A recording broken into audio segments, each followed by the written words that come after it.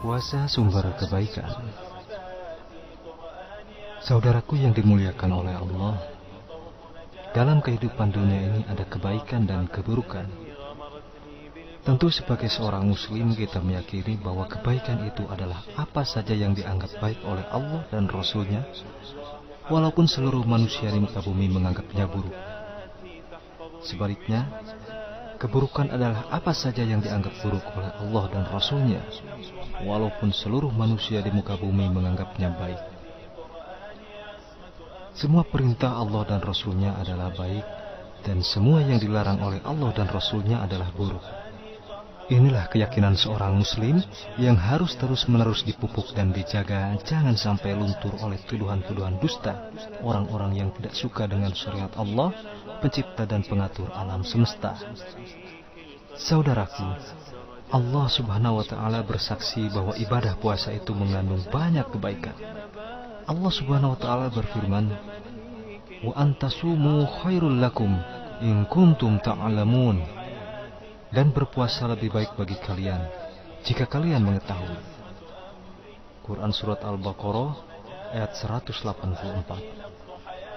Demikian juga Rasulullah SAW memberikan kesaksiannya sebagaimana diriwayatkan oleh At-Tirmizi dari Mu'adz bin Jabal radhiyallahu anhu. Nabi SAW bersabda, "Ala adulluka ala abwabil khair, as-sawmu junnah, wa sadaqatu tudfi'ul khati'ata kama yudfi'ul ma'un nar, wa salatul rajuli min jawfil lail." Qala thumma tala, "Tatajafa junubuhum 'anil madaji'i yad'una rabbahum khaufan wa tama'an wa mimma razaqnahum yunfiqun." Maukah aku tunjukkan kepadamu pintu-pintu kebaikan? Puasa adalah perisai.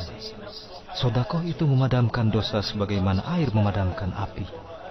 Dan sholat seseorang di kegelapan malam. Kemudian beliau membaca ayat, lambung mereka jauh dari tempat tidur.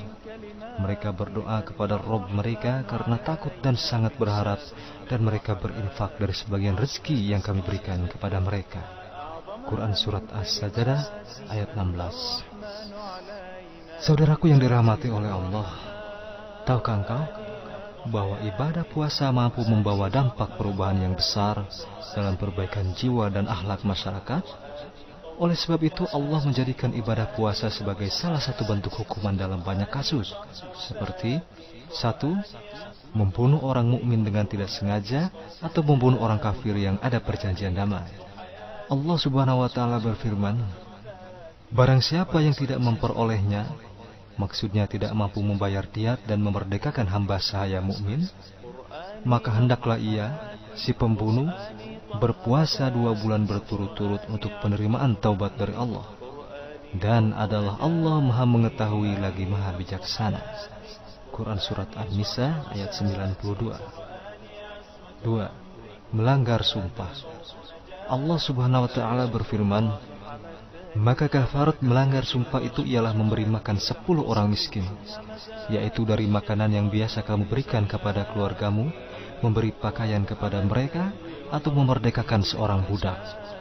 Barang siapa tidak sanggup melakukan yang demikian, maka kafaratnya puasa selama 3 hari.